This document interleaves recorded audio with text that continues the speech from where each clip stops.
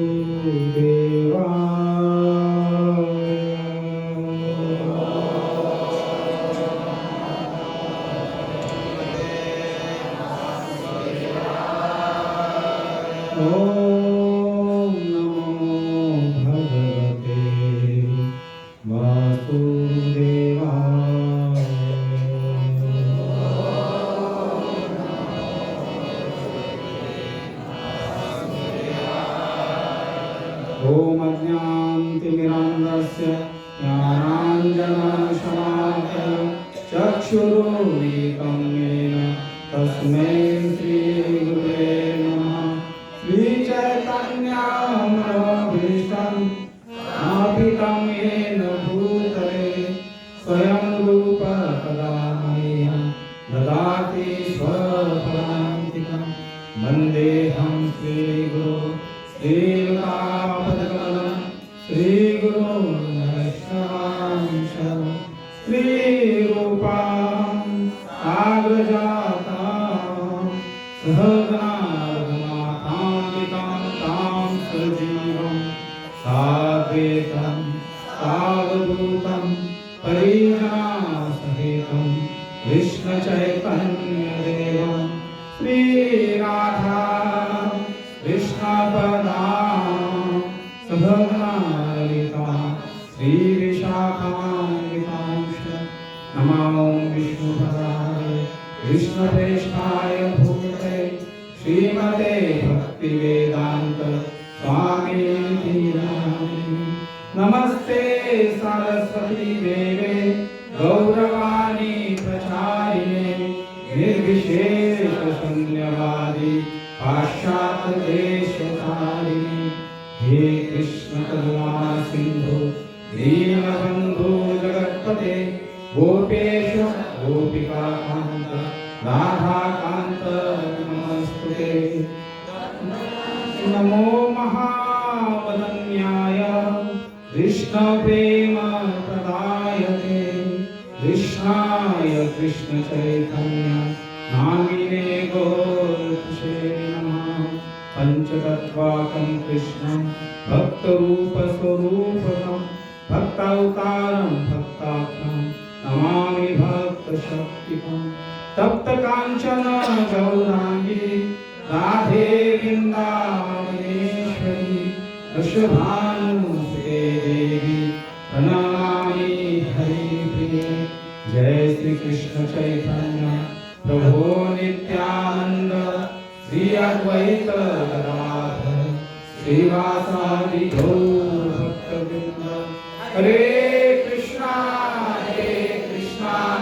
कृष्णा कृष्णा हरे हरे हरे राम राम राम हरे हरे। हरे कृष्णा कृष्णा कृष्णा हरे हरे हरे राम राम राम हरे हरे। हरे कृष्णा कृष्णा कृष्णा हरे हरे हरे राम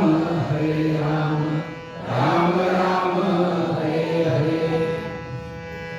हरे कृष्ण। तो उपस्थित सब भक्तवृंदों का हार्दिक स्वागत है आज के इस रविवार के सत्संग कार्यक्रम में। तो जैसे कि हम देख रहे हैं पिछले हफ्ते ही हमने नित्यानंद त्रयोदशी का महोत्सव यहाँ पे सेलिब्रेट किया था। पिछले महीने में श्री राम सबके दिलों में छाए हुए थे। प्रभु रामचंद्र रामलल्ला हमारे अयोध्या में प्रकट हुए तो जन जन के हृदय में भी श्री राम प्रकट हुए। और इस महीने में क्या महत्व है, तो नित्यानंद राम जी प्रकट हुए हैं और बहुत ही जल्द गौर बलराम सुंदर भी प्रकट हो जाएंगे।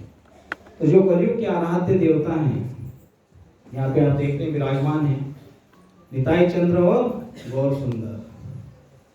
तो जो नए लोग रहते हैं उनको कभी कभी कंफ्यूजन हो जाता है। जब कभी भी जैसे हमें भी हुआ था, जब हम गए थे पहली बार तो देखा ये दोनों हाथ ऊपर करके कौन बैठे खड़े हुए हैं, तो समझ में नहीं आता। अगर कोई आता है नया तो हम बोलते हैं कि ये वही कृष्ण और बलराम जी हैं, कलयुग के भगवान हैं। तो आज हम उसी विषय को लेकर थोड़ा बहुत जो नित्यानंद प्रभु हैं उनकी लीलाओं से हमें क्या शिक्षाएं मिलती हैं उसके ऊपर हम चर्चा करने का प्रयास करेंगे। तो नित्यानंद त्रयोदशी तो हो चुकी है वैसे, लेकिन ये गौर कथा होनी चाहिए जब तक गौर सुंदर प्रकट ना हो जाए, कम से कम तब तक। तो इसी महीने की 25 तारीख को गौर पूर्णिमा है, तो तब तक हमारा मूड ऐसे तैयार होना चाहिए कि हमारा हृदय इस प्रकार से तैयार होना चाहिए कि हम गौर सुंदर को अपने हृदय में भी प्रकट कर सकें। और गौर सुंदर को हमारे हृदय में अगर प्रकट करना है तो हमें नित्यानंद प्रभु का आश्रय लेना पड़ेगा, क्योंकि अगर भगवान श्री कृष्ण को प्राप्त करना चाहते हैं या गौर सुंदर को प्राप्त करना चाहते हैं तो हमें नित्यानंद प्रभु जो गुरु तत्व है उनका आश्रय लेना अत्यावश्यक है। लेकिन हम आश्रय किसका लेते हैं? जिनके ऊपर हमारी श्रद्धा हो। इसीलिए भक्ति की शुरुआत को बोला गया है कि आधो श्रद्धा तथा साधु संग तथा भजन क्रिया। तो श्रद्धा तब होती है जब हम उनके विषय में सुनते हैं। तो आज नित्यानंद प्रभु की कुछ लीलाओं से हम शिक्षाएं ग्रहण करने का प्रयास करेंगे और नित्यानंद प्रभु कौन है ये भी जानने का प्रयास करेंगे। तो शास्त्रों में जैसे बताया गया है कौन है नित्यानंद जी, तो सब बोलिए मेरे पीछे। सर्वावतारी कृष्ण स्वयं भगवान, सर्वावतारी कृष्ण स्वयं भगवान, आहार द्वितीय देह श्री बलराम, आहार द्वितीय देह श्री बलराम, एक ही स्वरूप दुई भिन्न मात्र काय, एक ही स्वरूप दुई भिन्न मात्र काय, आद्य काय व्यूह कृष्ण लीला रसहाय, आद्य काय व्यूह कृष्ण लीला रसहाय, सेई कृष्ण नवदीप श्री चैतन्य चंद्र, श्री कृष्ण नवदीप श्री चैतन्य चंद्र, सेई बलराम संगे श्री नित्यानंद, श्री बलराम संगे श्री नित्यानंद, सेई कृष्ण नवदीप श्री चैतन्य चंद्र, श्री कृष्ण नवदीप श्री चैतन्य चंद्र, सेई बलराम संगे श्री नित्यानंद। श्री बलराम संगे श्री नित्यानंद। तो यहाँ पे स्पष्ट रूप से बताया गया है कि सर्व अवतारी कृष्ण स्वयं भगवान। तो भगवान कौन है? कृष्ण है और दूसरा तीसरा कोई नहीं है। वैसे हम भगवान शिव भी कहते हैं, भगवान गणेश भी कहते हैं। तो भगवान शब्द की व्याख्या क्या दर्शाती है? भगवान का मतलब है जिसके पास षड ऐश्वर्य हो, तो उन्हें हम भगवान कहते हैं। बाकी सब तो अवतार हैं भगवान के, अवतारी कृष्ण है। इसलिए सब अवतारी का है। अवतार और अवतारी में फर्क है। अवतार जो प्रकट होते हैं, अवतारी जिनसे प्रकट होते हैं। इसीलिए कृष्ण स्वयं अवतारी हैं। तहारा द्वितीय देह श्री बलराम, और उन्हीं का द्वितीय देह जो है वो बलराम जी हैं। इसीलिए कहते हैं कि कृष्ण कौन है? तो there are only two one difference, Krishna काले हैं और बलराम जी गोरे हैं। इतना ही फर्क है, रंग का फर्क है। तो एक ही स्वरूप दुई भिन्न मात्र काय। स्वरूप एक ही है लेकिन काया भिन्न है। जैसे मैंने अभी बात की, आद्य काय विभव कृष्ण लीला सहाय, और श्री कृष्ण की लीलाओं में सहायक करने के लिए ये नित्यानंद या बलराम जी प्रकट होते रहते हैं। से ही कृष्ण नवदीप श्री चैतन्य चंद्र, और यही कलयुग के भगवान स्वयं श्री कृष्ण जो हैं वो नवदीप में जब प्रकट होते हैं तो उनका नाम क्या होता है? चैतन्य चंद्र, और उनके संग में जो आते हैं वो है नित्याय चंद्र। तो इस तरह से अनेक श्लोक और अनेक व्याख्याएं हैं जो दर्शाती हैं कि भगवान नित्यानंद या भगवान गौरांग कौन है और इनका कार्य क्या है। देखिए कितना सुंदर कार्य करते हैं। जारी देखे तारे काहे दांते त्रिनाधारी, आमारे की नियाल भज गौर हरि। तो इस अवतार में जब वही बलराम जी आए हैं तो उन्होंने क्या लिया है? दांतों में तृण लिया है। एक बॉडी लैंग्वेज है, शारीरिक भाषा हम बोलते हैं। जैसे कि अगर कोई चाकू लेके घूम रहा है तो हम समझ जाएंगे क्या करने वाला है, वो मर्डर करने वाला है ना। बॉडी लैंग्वेज बताती है। अगर कोई पुष्पहार लेके आया तो आप समझ जाएंगे मेरा स्वागत होने वाला है ना। चप्पल खा लाया तो समझ में आता है, बॉडी लैंग्वेज है। इसी तरह जिस यहाँ पे बताए दंते तृणधरी, अगर कोई जो घास का पत्ता दांतों में धर के आपके सामने आता है तो ये नम्रता का बॉडी लैंग्वेज है, शारीरिक दर्शन कि अत्यंत नम्र, अत्यंत दीनहीन होकर वो आपसे निवेदन कर रहे हैं। क्या निवेदन कर रहे हैं? हमारे किमिया लह भज गौर हरि, कि मेरे लिए आप एक बार गौर हरि का भजन कीजिए, गौर हरि का नाम लीजिए। अच्छा, लेकिन ये नित्यानंद पहले कैसे थे ये भी हम जरा देख ले, फिर समझ में आएगा। तो उनका कहना क्या है, देखिए। चैतन्य सेवा चैतन्य गाओ, लाओ चैतन्य नाम रे, चैतन्य ये भक्ति करे, से मोर प्राण रे। तो उनका क्या कार्य है? वो कहते हैं कि चैतन्य सेवा करो, भगवान चैतन्य की सेवा करो, चैतन्य गाओ, चैतन्य नाम का उच्चारण करते रहो, लाओ चैतन्य नाम रे, और सब जगत में चैतन्य गौरांग की महिमा का प्रसार करो। चैतन्य ये जो भक्ति करे से ही हमारा प्राण है। और जो कोई भी, नित्यानंद प्रभु कह रहे हैं, जो कोई भी चैतन्य महाप्रभु की भक्ति करेगा वो मेरा कौन है? प्राण धन है। और यही नित्यानंद जब द्वापर युग में थे तो वो कौन थे? बलराम थे, है ना। लेकिन इस युग के बलराम और द्वापर युग के बलराम में फर्क देखिए क्या है। जब ये नित्यानंद प्रभु बलराम थे द्वापर युग में, इस युग में उन्होंने क्या किया है? दांतों में तृण धरा है।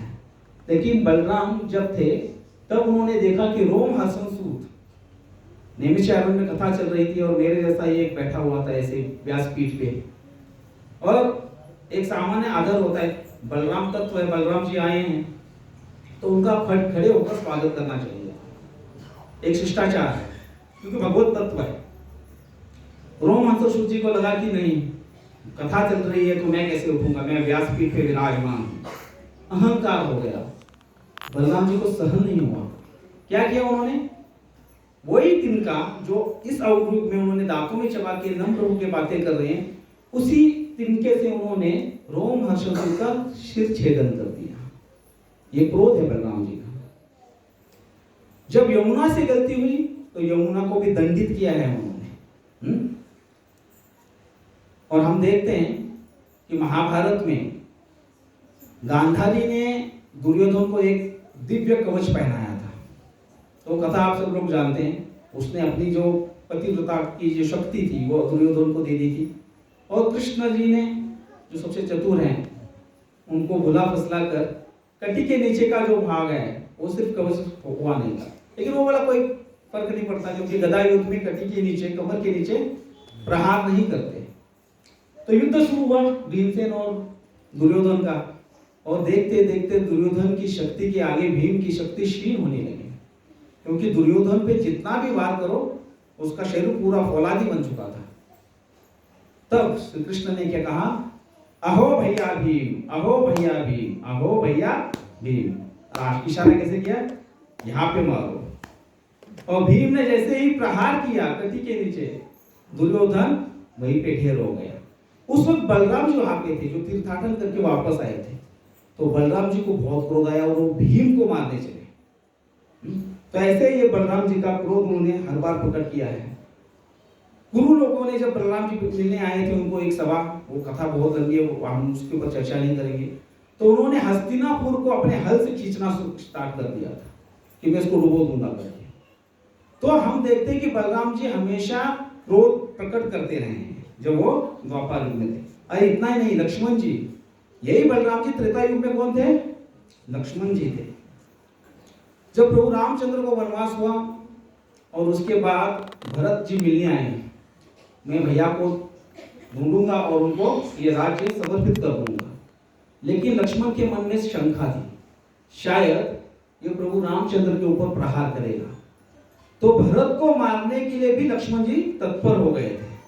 तो ये लक्ष्मण जी का क्रोध था। हम सुनते हैं रामायण में वाली और सुग्रीव का युद्ध हुआ था। सुग्रीव हार गया था, उसका पूरा राज्य वाली ने हड़प कर लिया था। अब प्रभु रामचंद्र जी जब आए तो दोनों में एक संधि हुई, क्या कि एक में का सहाय करो, है ना, एक दूसरे को हम सहाय करेंगे। कैसे करेंगे? तो उन्होंने कहा कि आप वाली वध कीजिए और मेरा राज्य, मेरा साम्राज्य वापस दीजिए। इसके बदले में मैं सीता मैया की खोज करूंगा अपने मानवों के साथ। तो भगवान ने वाली का वध किया, सुग्रीव को उसका साम्राज्य मिल गया। और फिर चातुर्मास चालू हुआ। तो बोले कि बारिश का मौसम है, अभी हमारे वानर कहाँ जाएंगे, नहीं तो 4 महीने बाद हम चारों दिशों में वानर सेना भेजेंगे और सीता मैया का खोज करेंगे। लेकिन हुआ क्या, सुग्रीव भोग विलास में इतना मग्न हो गया कि 4 महीने बीतने के बाद भी उसने कोई भी समाचार नहीं लिया।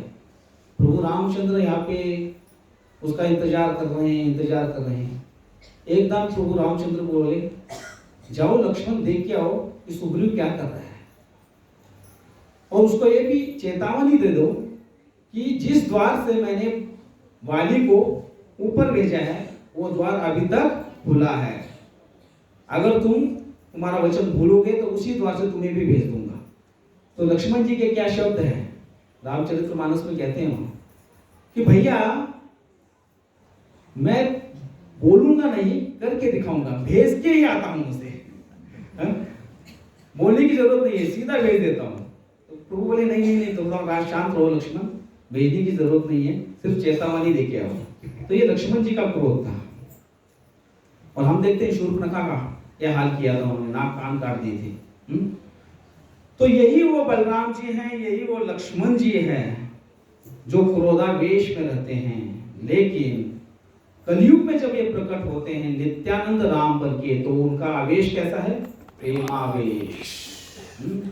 एक में ऐसा अवतार, पूरी गौर लीला में आप कहीं भी देख लीजिए, ऐसा एक ही में अवतार है, ऐसा एक में भगवत तत्व है जिसने क्रोध प्रकट ही नहीं किया पूरी लीला में।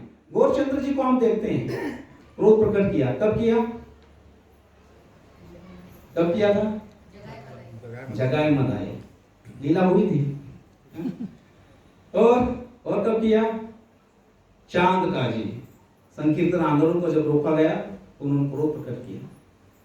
लेकिन नित्यानंद प्रभु ऐसे तत्व हैं जिन्होंने पूरी लीला में, पूरे इस अवतार में क्रोध भी प्रकट किया। इसलिए अक्रोध नित्यानंद परमानंद राय। और इसीलिए इनको कहते हैं, क्या कहते हैं? नाम नित्यानंद तुम्ही रूपे नित्यानंद, यही तुम्ही नित्यानंद राम मूर्तिमंत। तुम केवल नाम की नित्यानंद नहीं हो, तुम्हारा रूप भी नित्यानंद है, तुम्हारा स्वभाव नित्यानंद है, अंतर बाह्य तुम आनंद के सागर हो, केवल आनंद कंद हो है नित्यानंद। तो नित्यानंद प्रभु ऐसे तत्व हैं जिनके हृदय में आनंद विराजता है, और इसीलिए हमारे लिए वो एक विशेष अवतार बन जाते हैं।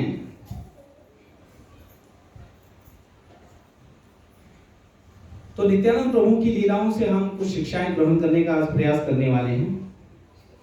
तो जैसे हम जानते हैं कि हमने चर्चा, शायद यहाँ पे रामायण नहीं हुआ, तो रामायण अगर हमें समझनी है तो कौन से ग्रंथ है रामायण समझने के लिए? कौन से ग्रंथ बोलिए, बोलने से तुम्हारा ध्यान रहेगा फिक्स। रामचरितमानस रामायण, रामचरितमानस, वाल्मीकि रामायण, वाल्मीकि रामायण, वाल्मीकि रामायण, दो अधिकृत। वैसे रामायण तो बहुत भाषाओं में लिखी गई है, अलग अलग संतों ने लिखी है, लेकिन सबसे ज्यादा प्रसिद्ध कौन सी है? वाल्मीकि रामायण। और वाल्मीकि रामायण के बाद अगर प्रसिद्धि मिली, क्योंकि बोली भाषा में जो आई वो है रामचरितमानस। उसी प्रकार अगर हमें नित्यानंद प्रभु को समझना है, गौर कथा को समझना है, तो उसके लिए 3 अधिकृत ग्रंथ हैं। कौन से हैं? चैतन्य चरितमृत, चैतन्य मंगल और चैतन्य भागवत। ये जो चैतन्य चरितमृत है वो कृष्णदास कविराज गोस्वामी जी हैं, उनके द्वारा रचित ग्रंथ है। और चैतन्य भागवत जो है वो वृंदावन दास ठाकुर द्वारा रचित ग्रंथ है। तो इन दोनों में फर्क क्या है? तो जो चैतन्य चरितमृत है, जो कृष्णदास कविराज गोस्वामी ने लिखा है, वो तत्व प्रधान ग्रंथ है। अगर हम उस ग्रंथ को पढ़ेंगे तो उसमें हमें दिखाई देगा कि भागवत से, भगवत गीता से, गीतोपनिषद से, अनेक ग्रंथों से उन्होंने श्लोक लिए हैं, तात्पर्य लिए हैं और तत्व को प्रदर्शित किया है।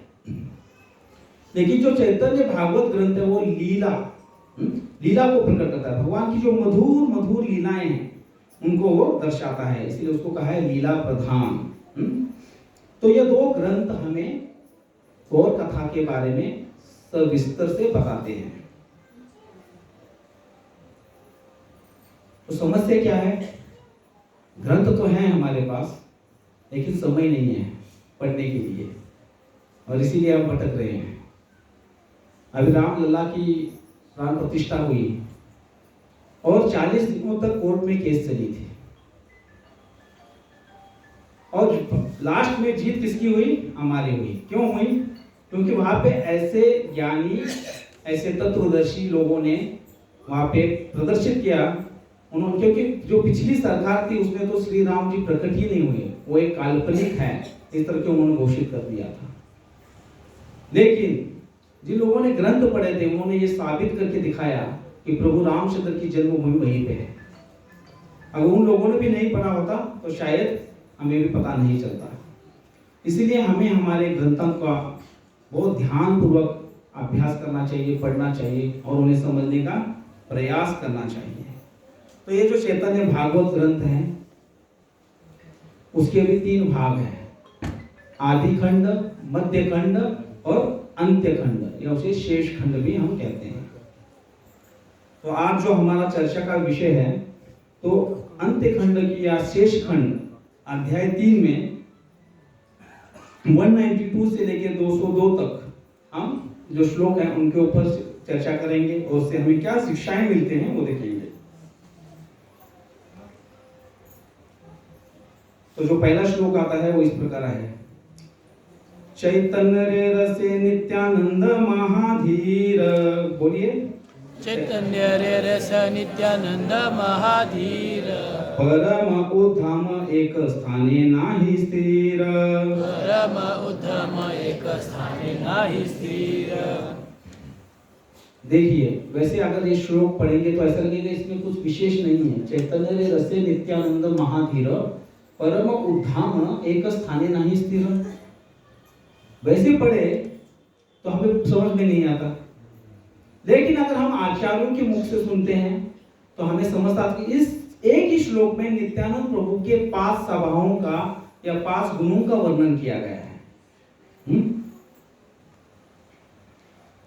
और नित्यानंद प्रभु या बलराम जी कौन है?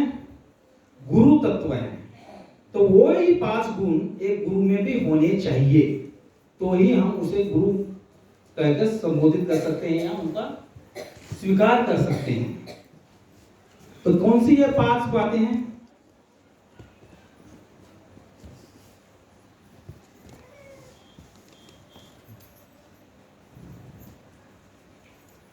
चैतन्य रसे निमग्न। चैतन्य क्या है? निमग्न होना, चैतन्य में निमग्न होना या कृष्णमय होना, इसी को कहते हैं अब्सॉर्प्शन। तो ये पहला तत्व है जो हमें दिखाता है। तो जैसे हम जानते हैं कि जो लीला हुई थी हमने वो देखी, एक बार नित्यानंद प्रभु ने क्या किया, चैतन्य महाप्रभु ने नित्यानंद प्रभु और हरिदास ठाकुर को बुलाया और कहा कि आज से हमें प्रचार करना है, हरि नाम का प्रचार करेंगे, हम गली गली जाएंगे और सबको प्रचार करेंगे। नित्यानंद प्रभु ने आदेश दिया और उन्होंने अपने इस आदेश का पालन करते हुए उन्होंने हरिनाम का प्रचार करने के लिए शुरुआत की। चैतन्य महाप्रभु ने कहा, जारे देखे तारे कहे कृष्ण उपदेश, हमारा आज्ञा है गुरु होए तारे यही देश। तो नित्यानंद प्रभु निकल पड़े हरिदास ठाकुर जी को लेके, और जो कोई भी मिलता उससे क्या कहते हैं, बोलो कृष्ण कहो करो कृष्ण, करो कृष्ण शिक्षा, कि आप कृष्ण के बारे में उपदेश करना है।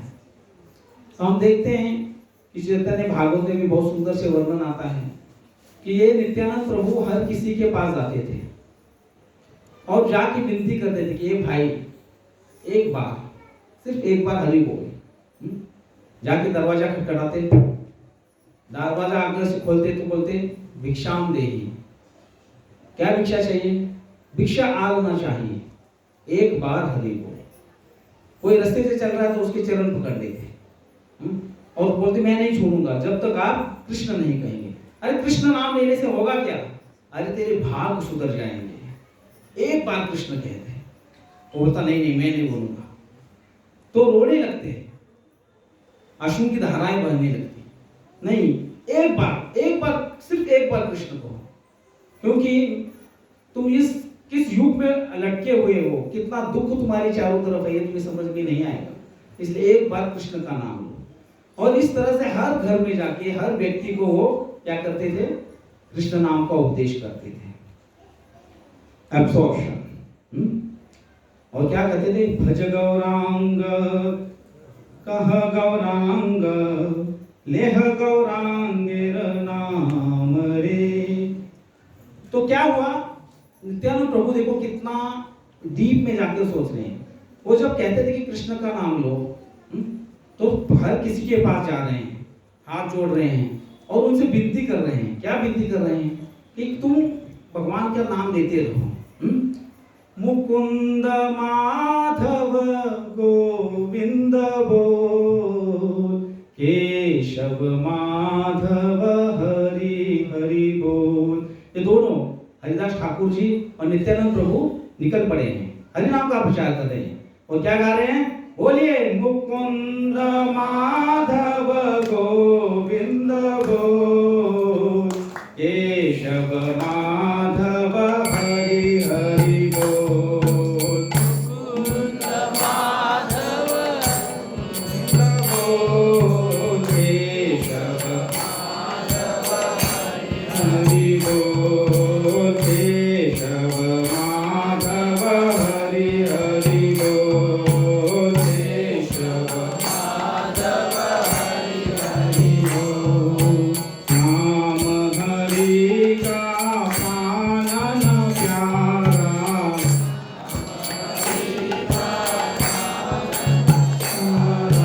नाम हरि का पालन प्यारा,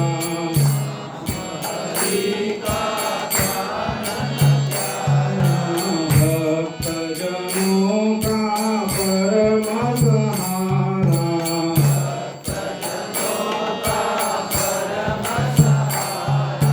नाम हरि का पालन प्यारा,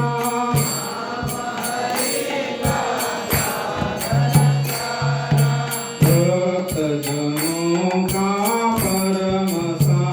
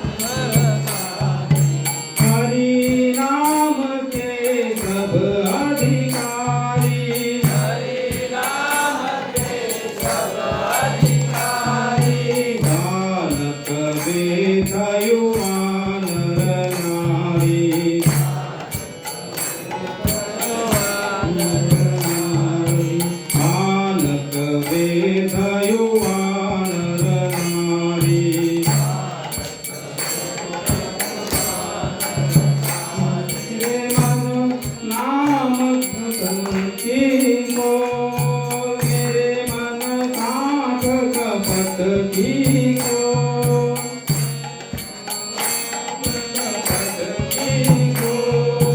केशव माधव हरि हरि बोल केशव माधव हरि हरि बोल केशव माधव हरि हरि बोल केशव माधव हरि हरि बोल नाम जपो मन आठोया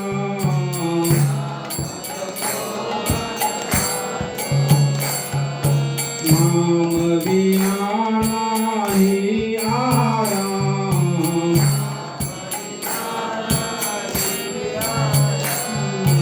नाम जपो बन आठोया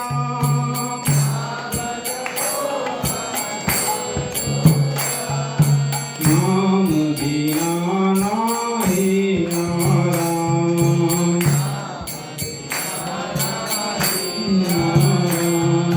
नाम लिए कछु लगे नामो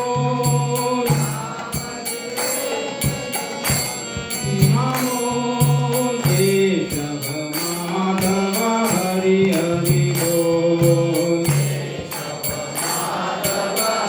हरि बोल केशव माधव हरि हरि बोल केशव हरि बोल केशव माधव हरि हरि बोल केशव हरि बोल केशव माधव हरि हरि बोल केशव।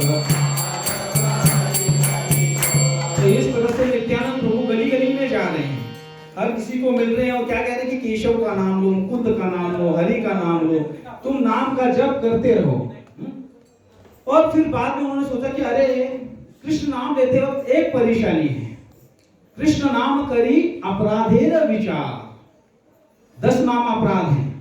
अगर हम कृष्ण का नाम लेते हैं और कुछ अपराध करते हैं, जैसे 10 नाम अपराध है, तो फिर समस्या उत्पन्न हो सकती है।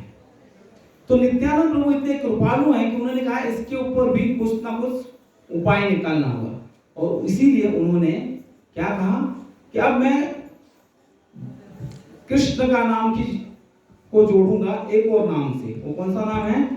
गौरांग के नाम से। और फिर उन्होंने शुरुआत की, भज गौरांग कह गौरांग लेह गौरांगेर नाम रे, बोलो भज गौरांग गौरांग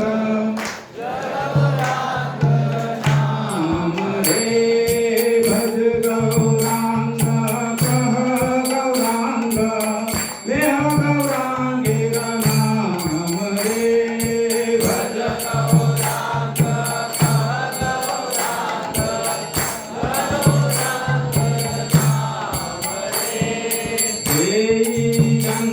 गौरांग भाजे ते अमार प्राण रे,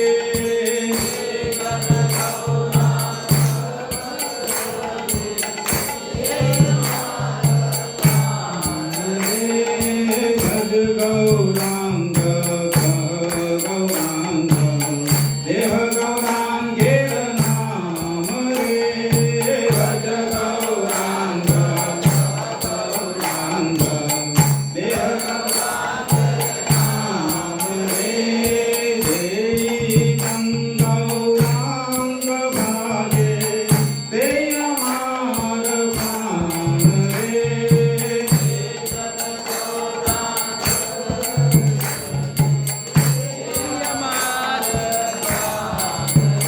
तो आप वो विनती कर रहे हैं, क्या कर रहे हैं विनती कि कृष्ण कहने से पहले आप गौर सुंदर का नाम दीजिए। भज गौरांग कह गौरांग लेह गौरांगेर नाम रे, जय जन गौरांग भाजे से ही हमारा प्राण रे। क्या गौरांग का नाम लीजिए, गौर सुंदर का नाम लीजिए। इस तरह से वो सबको विनती कर रहे हैं। चैतन्य सेवा चैतन्य गाओ लो चैतन्य नाम रे, चैतन्य रे जे भक्ति करे से हमार प्राण रे, से निताई प्राण रे। को विनती कर रहे हैं कि आप चैतन्य का नाम लीजिए, गौर सुंदर का नाम लीजिए। और देखिए उसके बाद उन्होंने गौर सुंदर का नाम प्रकट किया है और हम देखते हैं यही गुण, यही स्वभाव हमारे श्री प्रभुपाद जी में भी विद्यमान था। एक गुरु के अंदर भी, क्योंकि बलराम जी या नित्यानंद राम एक गुरु तत्व है, उसी प्रकार अगर नित्यानंद प्रभु बलराम जी हैं तो वो गुरु तत्व भी हैं। तो वही क्वालिटी, वही गुणवत्ता श्री प्रभुपाद में भी थी। और उन्होंने भी जब यहां से निकले और कहां पहुंचे थे? अमेरिका में, डायरेक्ट अमेरिका, न्यूयॉर्क। जय हो प्राणधन प्रभु की जय। स्वागत है प्रभु आपका। तो यही गुणवत्ता हम देखते कि प्रभुपाद जी में भी है। प्रभुपाद जी जब यहां से निकले, अमेरिका गए, उन्होंने कृष्ण नाम का प्रचार किया। किनको किया? उन लोगों को किया जिनको कृष्ण के कल के बारे में भी पता नहीं था। क्या किया उन्होंने? सिंपली जाके टॉम स्क्वायर पार्क में बैठ गए, हाथ में ऐसा ही एक करताल पकड़ लिया और गाने लगे। और हम देखते हैं कि जब वो गा रहे थे तो उनकी तरफ पहले तो किसी ने ध्यान नहीं दिया, लेकिन बाद में पता चला कि उनके जो कीर्तन था हृदय से प्रकट हो रहा था और इसीलिए कुछ लोग उनकी तरफ आकर्षित होने लगे। और आज प्रभुपाद जब इस पृथ्वीलोक पे नहीं है, लेकिन आज हम किसी भी मंदिर में जाएं इस्कॉन के, वो फेमस धुन जो है वो आज भी हमारे हृदय को स्पर्श करती है। कहीं भी जाइए आप, उस धुन को अगर हम सुनते हैं तो हम भी भावमग्न हो जाते हैं। क्या गाते थे प्रभुपाद? हरे कृष्णा कृष्णा कृष्णा हरे हरे, हरे राम राम राम हरे हरे। तो हमने देखा कि प्रभुपाद जी ने इस धुन के द्वारा पूरे भारतवर्ष ही नहीं तो पूरे विश्व में हरि नाम का प्रचार किया। तो इनका एब्जॉर्प्शन था, चैतन्य रसे निमग्न, चैतन्य भगवान के रस में या कृष्णमय हो गए थे उनका जीवन, इसलिए उनका वो प्रभाव हमें देखने को मिला। और इन्हीं प्रभुपाद जी ने कहा, क्या कहा जो आप अभी चर्चा कर रहे थे, कि मंत्र अगर लेना है हमें तो उससे पहले हमें कैसे मंत्र को आना चाहिए। अगर हम माला करते हैं तो हम डायरेक्ट हरे कृष्णा से नहीं शुरुआत करते, क्या गाते हैं हम पहले? श्री कृष्ण चैतन्य प्रभु नित्यानंद श्री अद्वैत गदाधर श्रीवासादि गौर भक्तवृंद। बोला ही नहीं आप लोगों ने, बोलिए श्री कृष्ण चैतन्य, बोलिए श्री कृष्ण चैतन्य प्रभु नित्यानंद श्री अद्वैत गदाधर श्रीवासादि गौर भक्तवृंद। हरे कृष्णा कृष्णा कृष्णा हरे हरे, हरे राम राम राम हरे हरे। इसीलिए जो लोग भी जप कर रहे हैं, जप करना चाहते हैं, जप करने वाले हैं या आज से चालू करने वाले हैं, उनके लिए ये महत्वपूर्ण सूचना है कि हम जप करने से पहले हमें किसका नाम स्मरण करना चाहिए? पंच तत्वों को प्रार्थना करनी चाहिए। क्यों? कृष्ण नाम करी अपराधेर विचार, तो हमारे सब अपराधों का क्षमा हो जाए। इसीलिए हम पहले किसको शरणागति लेंगे? हम पंच तत्व की, नित्यानंद प्रभु की, गौर सुंदर की शरणागति लेकर हम जब करेंगे तो हमें क्या मिलेगा? नाम अपराध से मुक्ति मिल सकती है। दूसरा गुण क्या हम देखते हैं? नित्यानंद। नाम नित्यानंद तुम्ही रूप नित्यानंद। तो एक गुरु में या नित्यानंद प्रभु में एक गुण था, कौन सा? वो इंटरनली और एक्सटर्नली नित्यानंद थे, अंतर बाह्य। कैसे हैं? नित्यानंद है। जय निताय गौर सुंदर भगवान की। अच्छा, एक सवाल है सबसे, बाहर से आनंदित कौन दिखता है हमें? हम बाहर से आनंदित कब रहेंगे? बाह्य स्वरूप में आनंदित कब रहते हैं हम? जब अंदर से अंदर आनंद हो तो बाहर आनंद आएगा। अंदर दुख है तो बाहर का जो आनंद है वो कैसे रहेगा, कृत्रिम रहेगा। इसलिए देखिए कि जो शुद्ध वैष्णव जन है उनका हृदय इतना साफ रहता है, उनके विचार इतने शुद्ध रहते हैं, उनका प्रेजेंस इतना सुंदर रहता है कि उनको देखते ही आनंद आ जाता है। ऐसे ही नित्यानंद स्वरूप था। तो नित्यानंद प्रभु को देखते ही आनंद कंद का अनुभूति होती है, तो इंटरनली और एक्सटर्नली आनंदमय है। और वैसे ही हमारे प्रभुपाद जी थे। प्रभुपाद जी के शिष्य जो थे तो वो कहते हैं, प्रभुपाद जी वैसे बहुत बूढ़े हो चुके थे, 70-80 की उम्र के प्रभुपाद, और उनके जो शिष्य थे वो 14, 15, 16, 17, 18 साल के थे। और वो कहते थे कि इस दुनिया में अगर किसी से प्रेम किया जाए तो वह है श्री प्रभुपाद, और उनके लिए हमारा सब कुछ समर्पित है। और उन्होंने करके दिखाया, प्रभुपाद की एक भी आज्ञा का उल्लंघन उन्होंने कभी नहीं किया। प्रभुपाद जो कहते हैं, yes Prabhupada, we will do for you, हम करने के लिए तैयार है, कुछ भी कहिए। जाके पाकिस्तान में प्रचार करो, यस प्रभुपाद, हम करेंगे। ईरान इराक जाओ, जाएंगे। रशिया जाओ, जाएंगे। हर कम्युनिस्ट देश में, हर मुस्लिम देश में उन्होंने जाके प्रचार किया है। क्यों? प्रभुपाद जी ने कहा है।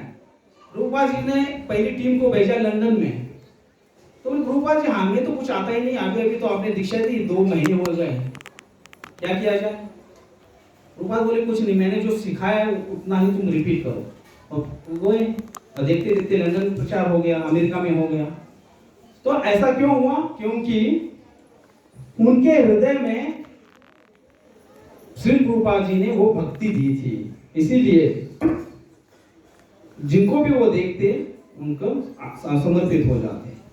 तीसरा, चैतन्य रसे नित्यानंद महाधीर। तो नित्यानंद प्रभु कैसे हैं? महाधीर। पहले धीर को समझ लेते हैं। धीर का अर्थ क्या है? अच्छा, धीर शब्द सुना है क्या कहीं? सुना है? धीर किसे कहते हैं? एक श्लोक बताता हूं। वाचो वेगम मनसा क्रोध वेगम जिह्वा वेगम उदर उपस्थ वेगम एतान वेगान यो विषयात धीरा सर्वाम अपि माम पृथ्वीम तशिष्यात। तो गुरु होने के लिए पात्र व्यक्ति कौन है? तो ये क्वालिटीज होना चाहिए। पहले 3 वेग, वाचो वेगम मनसा क्रोध वेगम।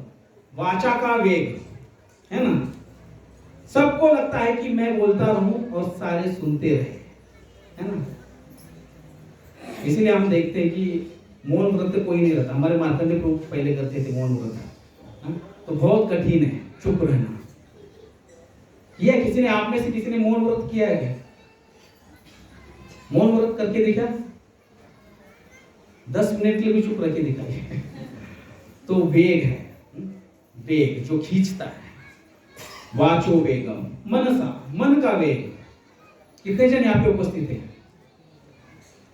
आप कहेंगे हम सब हैं, लेकिन मन से कितने जन हैं?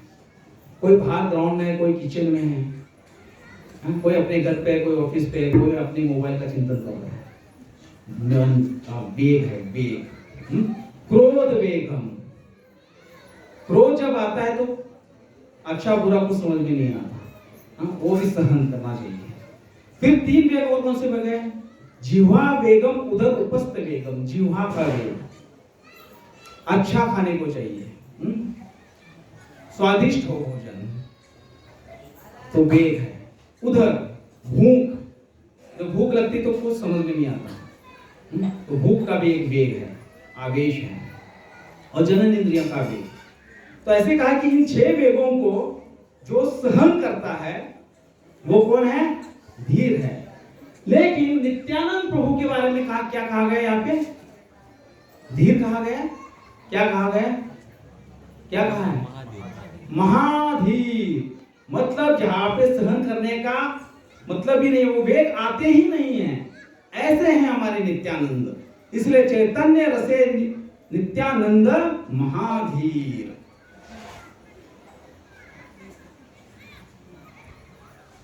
तो निताई चंद्र कैसे हैं? हमारे महाधीर। और ऐसे ही हम देखते हैं हमारे गुरु भी प्रभुपाद। प्रभुपाद भी महाधीर थे, इसलिए उन्होंने वहां पे गए तो पाश्चात्य देशों में उन्होंने इतना सुंदर प्रचार किया है। परम उद्धाम, चौथा गुण कौन सा है? चैतन्य रसे नित्यानंद महाधीर परम उद्धाम। अच्छा, परम उद्धाम का अर्थ क्या होता है? Completely independent, not affected by circumstances. जिस व्यक्ति के ऊपर कोई भी परिणाम नहीं होता आजू बाजू का, ऐसे वो बोलते हैं परम उद्धाम। तो नित्यानंद प्रभु एकदम परम उद्धाम है। प्रभुपाद जी को भी हम देखते हैं। प्रभुपाद जी जब यहां से गए तो क्या पहन के गए थे? क्या पहना था उन्होंने कपड़े? धोती कुर्ता तिलक शिखा, ये उनकी वेशभूषा। वापस आए तो कैसे थे? धोती कुर्ता। लेकिन एक फर्क था, क्या था? वो अकेले नहीं आए, धोती कुर्ता पहनने वाले ऐसे हजारों लोगों को लेके आए। व्हाइट एलिफेंट्स बोलते थे उनको। तो प्रभुपाद एब्सोल्युटली नो चेंज, कोई बदल नहीं हुआ, ना उनकी शिक्षाओं में बदल हुआ, ना वस्त्रों में बदल। हमारे यहाँ से अगर कोई अमेरिका चले जाए तो सोमनाथ का श्याम बन जाता है, नाम बदल लेता है, गुण बदल जाते हैं, बोलने की स्टाइल भी बदल जाती है, और कपड़ों का तो पूछो ही मत, कपड़े तो कैसे पहनते हैं। तो नॉट अफेक्टेड बाय, तो किसी भी वस्तु से उनके ऊपर कोई भी प्रभाव नहीं पड़ता, ऐसे परम उद्धाम। और पांचवा गुण क्या बोले? एक स्थाने नाही स्थिर। तो जो ये प्रचार की जो ज्वाला है हृदय में, जब हमें कृष्ण नाम मिलता है, उसका महत्व समझता, तो हमें लगता है कि ये कृष्ण नाम हमें बांटना चाहिए, सबको देना चाहिए, जन जन में ये कृष्ण नाम पहुंचे।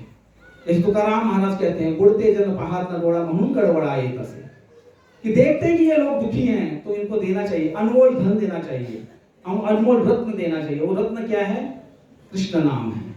तो एक स्थाने नहीं स्थिर, इसीलिए वो एक स्थान पे स्थिर नहीं रहते, always in mood of preaching. Nand Baba के घर जब गर्ग मुनि आए तो नंद महाराज उनसे प्रार्थना कर रहे हैं कि हे गर्ग मुनि, हम तो गृहस्थ लोग हैं, हम अपने परिवार के सिवाय और कुछ सोचते नहीं, परिवार के बाहर नहीं सोचते।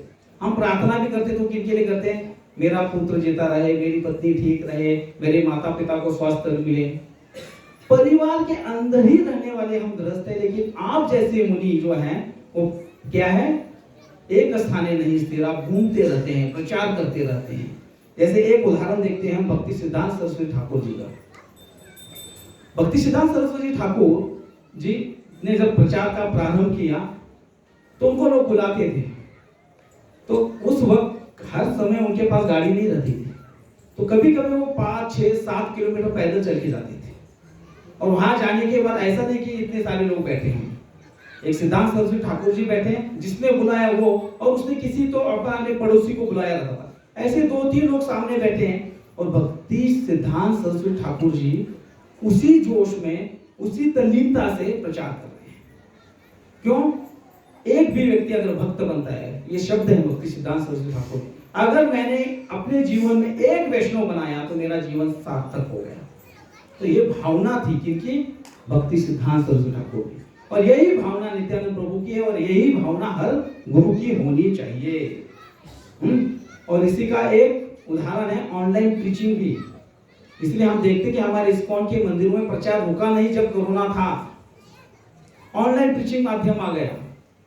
उसी माध्यम से हमारे साधु संत सबसे संपर्क में थे और सबको हरि नाम का प्रचार कर रहे थे। और यही गुणवत्ता हम देखते हैं श्री रूपा जी में, एक स्थाने नाही स्थिर। रूपा दीवार के मंदिर में आरती कर रहे थे, मंगल आरती, और वहां से निकले, डायरेक्ट ट्रेन पकड़ा, 17-18 घंटों का उन्होंने प्रवास किया और भारत में आए। तो भारत में यहाँ पे मंगल आरती चल रही है। तो प्रभुपाद बोले नहीं कि मैं थक गया, मैं अभी जाके सोऊंगा, नहीं। उस मंगल आरती से इस मंगल आरती तक, इस मंगल आरती से उस संध्या आरती तक प्रभुपाद घूमते रहे 14 बार पृथ्वी की परिक्रमा की उन्होंने 10 सालों में। और इस पूरी पृथ्वी पे उन्होंने 108 से अधिक मंदिर की स्थापना कर दी। एक स्थाने नाही स्थिर, तो ये गुण है। तो ये 5 पहले श्लोक में हमने देखी कि नित्यानंद प्रभु के अंदर ये 5 गुण थे, वही गुण गुरु में होने चाहिए। तो फिर सब कुछ खत्म या कुछ बाकी है? अभी हमारा कर्तव्य क्या है ना? तो ये लीला सुनना नहीं है, सिर्फ जीवन में भी लाना है। तो हमारी प्रार्थनाएं क्या होनी चाहिए?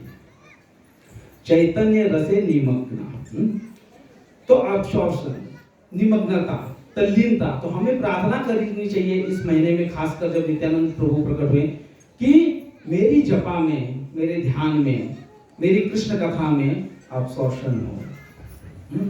मग्नता है। जब मैं कथा सुनूं तो मेरा ध्यान केवल कथा में है, जब मैं जप करूं तो मेरा ध्यान केवल जप में हो। नहीं तो क्या होगा, हमारी इंद्रिय तो ऐसे ही घूमती रहती है।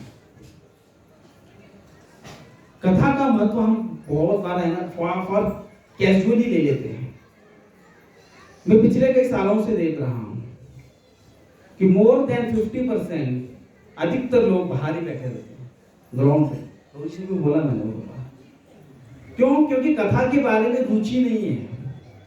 जब रुचि आएगी तो कानों से हम श्रवण करेंगे, और रुचि नहीं होगी तो इसीलिए कहते हैं कि जब हमारी पांचों इंद्रियां एक साथ रहती है ना, तब उस पे जो मग्नता वो आती है। दूसरा, internally satisfied and happy and externally our presence give happiness to others. Nityananda. तो कैसे होना चाहिए हम? नित्यानंद। अंदर से हम आनंदित होने चाहिए। अच्छा, अंदर से आनंदित कौन रहेगा? जो संतुष्ट है।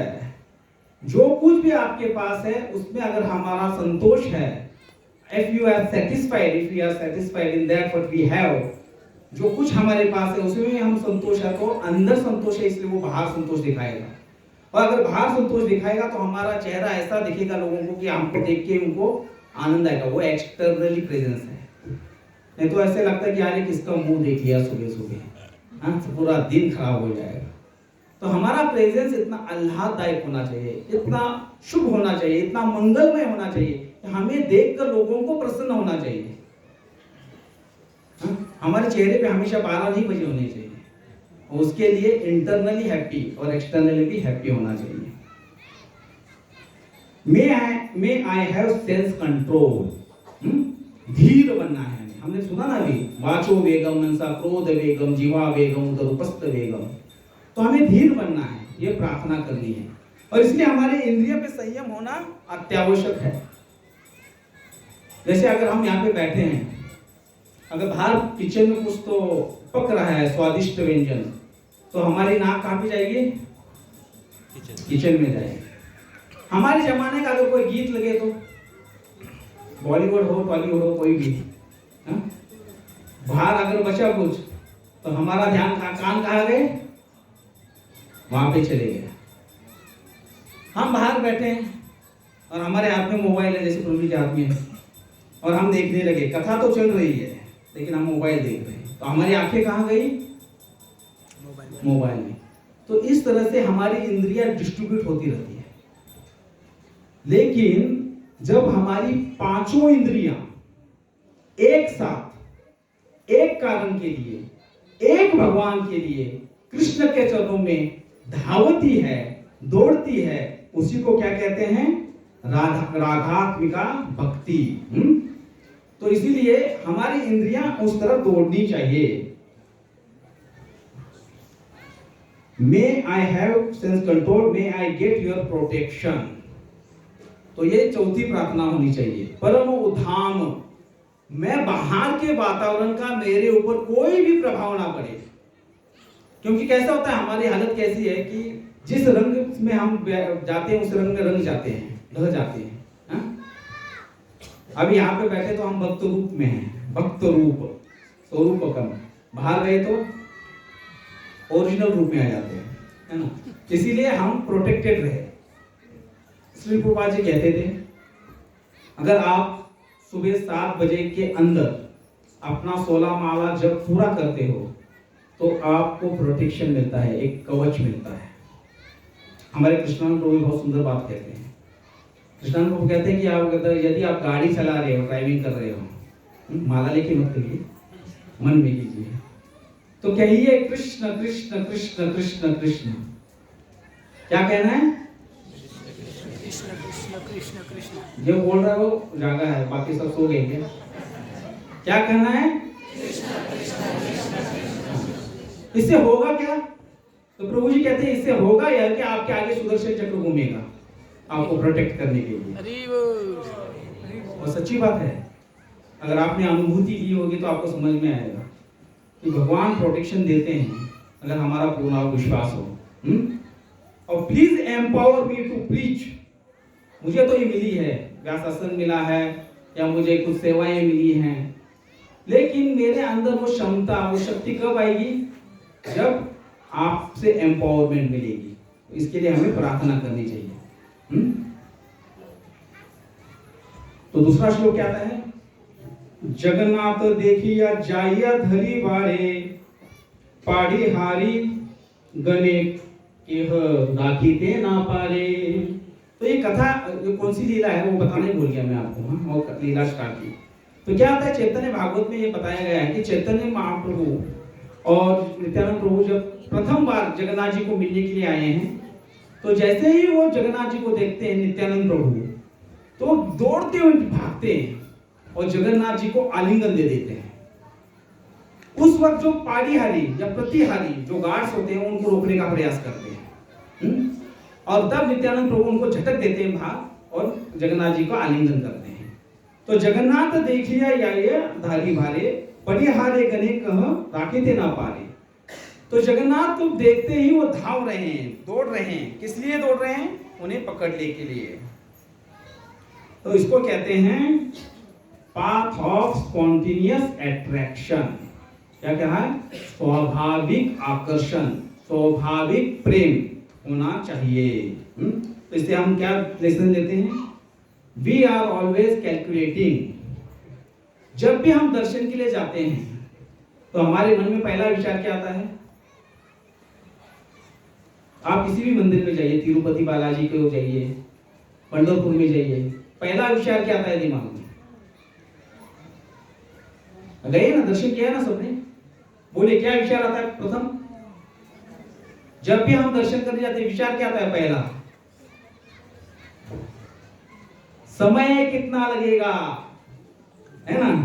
We are calculating time. कितना घंटे लगेंगे? 2 घंटे, 4 घंटे, 5 घंटे। हम ये नहीं सोचते कि मैं धाम में हूं और पांडुपुर में अभी विठ्ठल जी के दर्शन होने वाले हैं। बिल्कुल नहीं।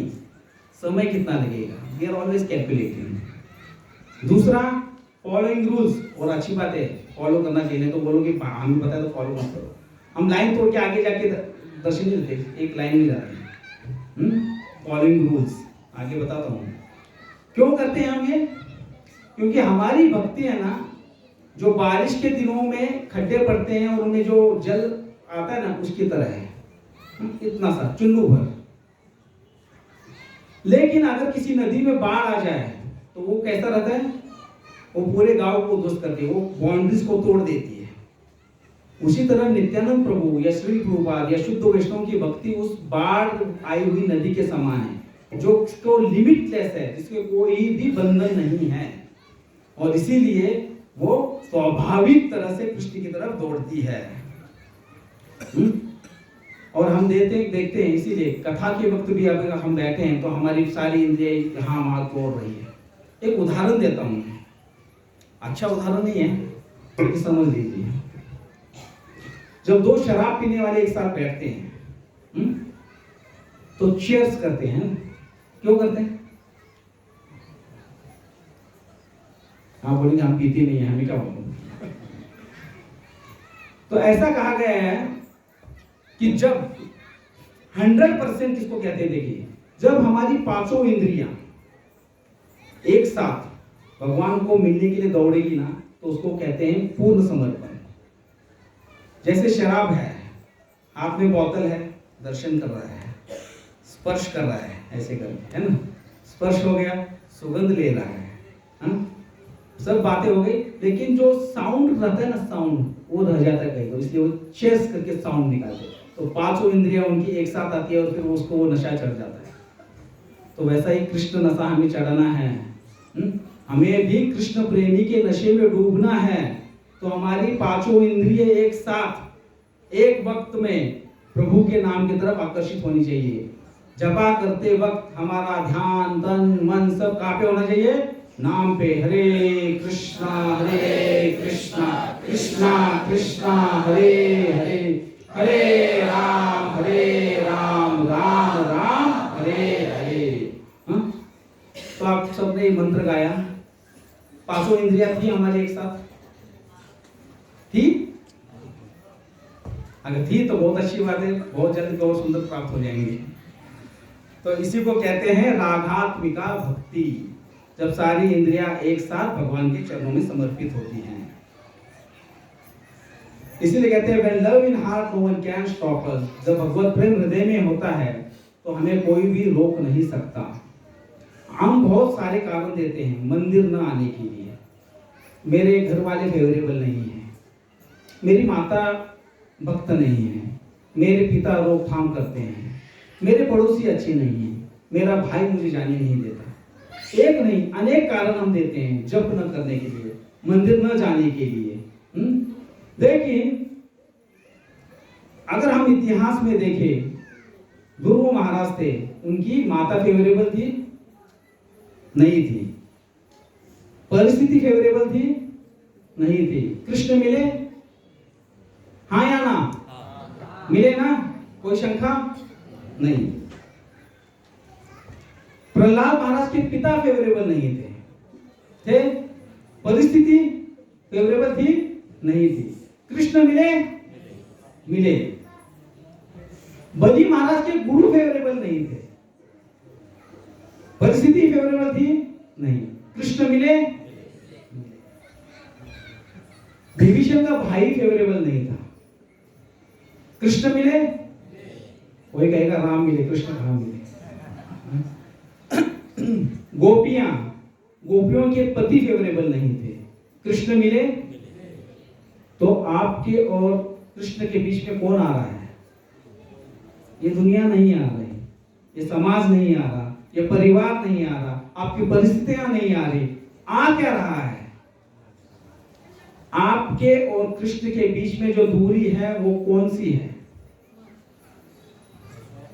कौन आपको कृष्ण से विलग करके रखा हुआ है? कौन? माया। क्या है ये माया? हमने खुद को ही कृष्ण से दूर रखा है अनादिकाल से। कृष्ण बहिर्मुख जीव भोग वांछा करे, निकट या माया तारे झपटिया धरे। तो हमने जो एक मापदंड बना लिया है, हमने जो एक मंच बना लिया है, उसी मंच की वजह से हम कृष्ण से दूर हैं। एक दिन उठाइया स्वर्ण सिंहासने, बलराम धरिया करिया आलिंगने। तो एक बार क्या हुआ कि नित्यानंद प्रभु ने पहली बार तो जगन्नाथ जी को जाके पकड़ा, और दूसरी बार वो दौड़े और किनको पकड़ लिया? बलराम जी को पकड़ लिया आप जाके। तो यहाँ पे एक बहुत सुंदर दर्शन आता है, सचल बलराम मीटिंग अचल बलराम। सचल बलराम कौन है? सचल मतलब चलने वाले बलराम कौन है? यहाँ पे कौन चल रहा है? नित्यानंद प्रभु। और अचल बलराम कौन है? कौन है? अरे विराजमान बलराम जी हैं, है ना। तो यहाँ पे एक श्लोक में वृंदावन दास ठाकुर जी ने बताया है कि कैसे 5 अद्भुत रसों का इस एक श्लोक में उल्लेख किया गया है। कौन से हैं 5 रस? 5 रस कौन से हैं? एक दिन उठाइया स्वर्ण सिंहासने, बलराम धरिया करिया आलिंगने। तो जो प्रमुख 5 रस हैं उनमें है दास रस, प्रथम शांत रस। सिंहासन को उठाया, सिंहासन कैसा है? शांत रस में आता है, क्योंकि बलराम जी अपना विस्तार करते हैं कैसे? धाम में करते हैं, वस्त्रों में करते हैं, अलंकारों में करते हैं, इसलिए शांत रस। दूसरा कौन सा है? दास्य रस। धरिया शब्द क्या है वहां पे? धरिया। एक दास क्या करता है? अपने मालिक के चरणों को हमेशा पकड़ के रहता है, इसलिए धरिया। तीसरा रस कौन सा है? साख्य रस। आलिंगन करिया, 2 मित्र मिलते हैं तो क्या करते हैं हम? आलिंगन होता है। चौथा रस कौन सा है? वात्सल्य। वात्सल्य रस में क्या होता है? अगर हमें कोई छोटा बेटा बच्चा मिल जाए हमारा, तो हम क्या करते हैं? उसको क्या करते हैं? उठाइया, है ना, उठाते हैं ऐसे, उठाइया। और तीसरा, अच्छा 5वां रस कौन सा है? कौन सा है? माधुर्य रस।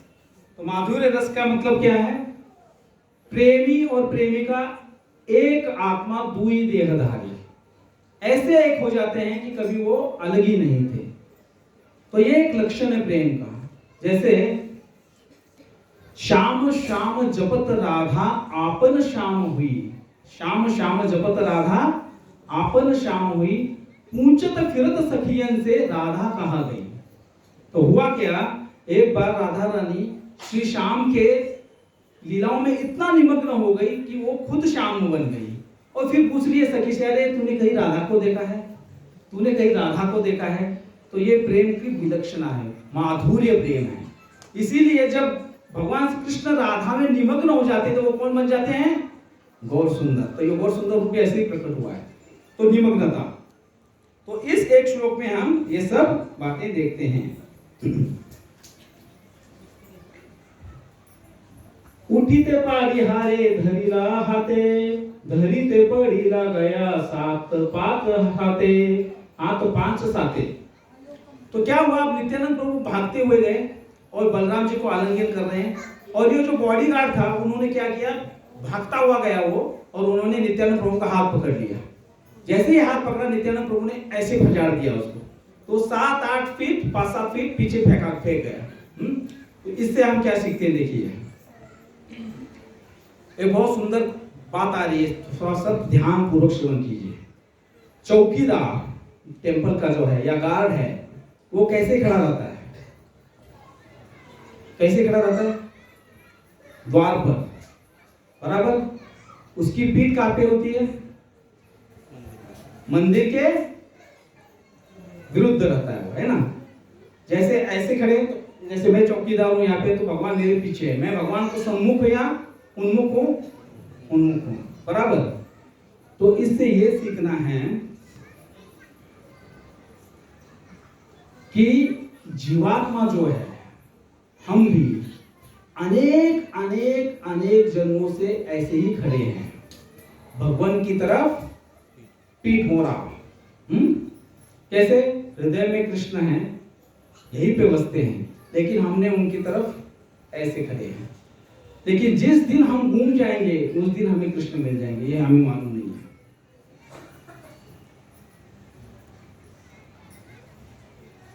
और 7-8 फीट पीछे फेंका गया, वो कितना फेंक गया पीछे। तो जब तक हम भगवान से उन्मुख रहेंगे तब तक हमें 7-8 जन्म बढ़ते रहेंगे हमारे। ऐसा नहीं है कि हमें भक्ति मिली तो हम निकल जाएंगे।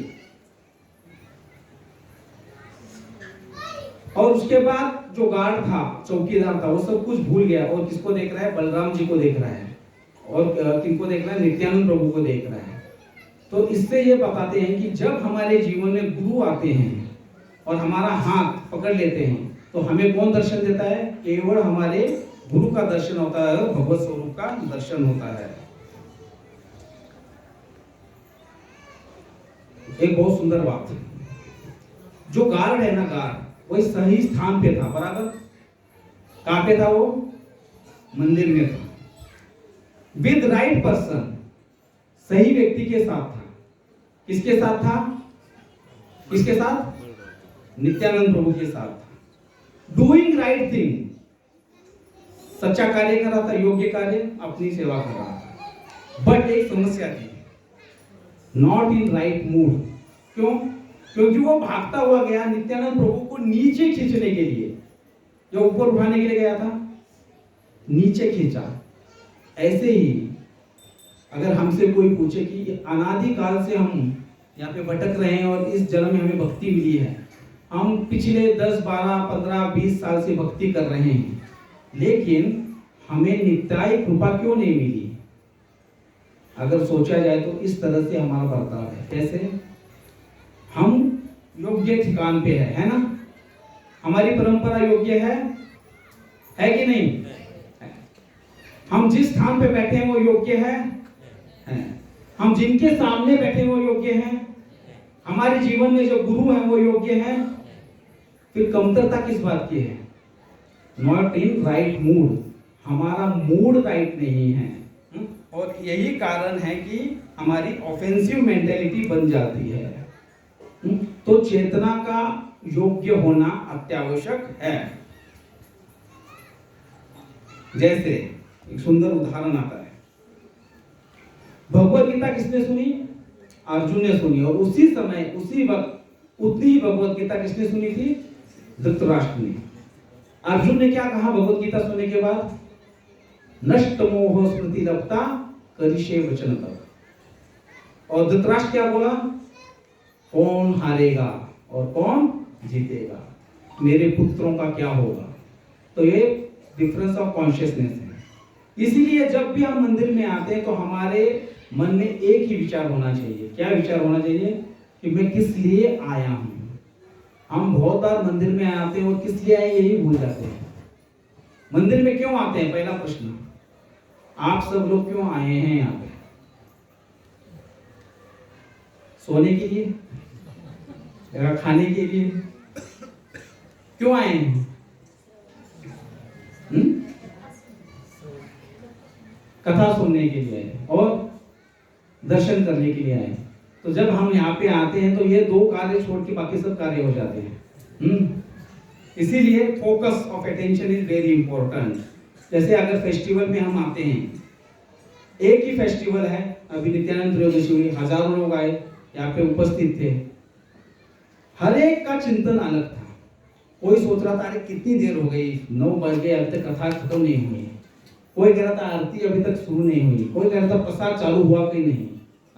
कोई कह रहा था मुझे घर जाना है। तो एक ही फेस्टिवल है, एक ही ठिकान पे हम सब हैं, लेकिन हमारी चेतनाएं अलग अलग दृष्टि से विचार कर रही हैं। जो मूल उद्देश्य है वो खत्म हो चुका था। जब भी हम मंदिर में आए तो हमारी प्रथम जिज्ञासा क्या होनी चाहिए? मुझे दर्शन लेना है। कैसे भी कर मुझे दर्शन लेना है। लेकिन उस दर्शन के बजाय हम बाकी की बातों में उलझ जाते हैं। और एक लेसन हमें मिलता है, not to misunderstood. Nityanand Prabhu ने क्या किया? भागते हुए गए और अल्टर पे जाके चढ़ गए और उन्होंने आलिंगन दिया। तो कोई कहेगा कि कितना बड़ा अपराध कर दिया इस व्यक्ति ने, कि दौड़ता हुआ गया है और क्या किया उन्होंने? डायरेक्ट जाके नित्यानंद प्रभु ने बलराम जी को पकड़ लिया है। तो ऐसा क्यों होता है? देखिए, हम ये अपराध क्यों करते हैं, गलत क्यों समझते हैं सामने वाले व्यक्ति को? Because we are very quick in judging peoples. जैसे दो लोग हैं, अगर दो लोग एक साथ आते हैं तो तीसरे के बारे में बोलते हैं कि नहीं? तो कोई भी बोलते हैं ना। आपके मन में एक इमेज है XYZ व्यक्ति को लेके, अरे बहुत अच्छा व्यक्ति है, बहुत अच्छा है, बहुत अच्छा है, बहुत गुण सुने। लेकिन कभी कभी कोई आके बोलता है अरे वो व्यक्ति ऐसा नहीं ऐसा है, तो आपके दिमाग से वो अच्छी इमेज चली जाती है और बुरी इमेज फिट हो जाती है ना? ऐसा क्यों होता है? Because it is a tendency of human being. ये हमारी प्रवृत्ति है। अनादि काल से हम दोष देखने में इतने समाये हुए हैं कि कोई भी एक छोटी सी बात बता देते तो पूरे सारे उसके अच्छे गुण हम दूर कर देते और एक गुण पे, बुरे गुण पे हम फोकस करते हैं। वो शायद बुरा गुण हो भी ना, उसका गलत सुना हो। तो इसी तरह अगर हम गुरु को देखते हैं या भगवान स्वरूप को देखते हैं, इसीलिए देखिए प्रभु रामचंद्र जी के ऊपर भी डाउट लिया लोगों ने, सीता माता के ऊपर भी शंका ली। क्यों ली? भगवत स्वरूप हैं लेकिन मन में शंका है उनके बारे में, क्योंकि हमारी प्रवृत्ति बन चुकी है कि हम दोष देखते रहते हैं। जैसे ट्रैफिक रूल का एक सुंदर उदाहरण आता है, जब लाल लाइट लगती है तो कौन रुकता है? टैगोर सुंदर भगवान की जय। लाल लाइट में कौन रुकता है? गाड़ियां रुकती है ना। और ऊपर से प्लेन जा रहा हो तो रुकेगा क्या?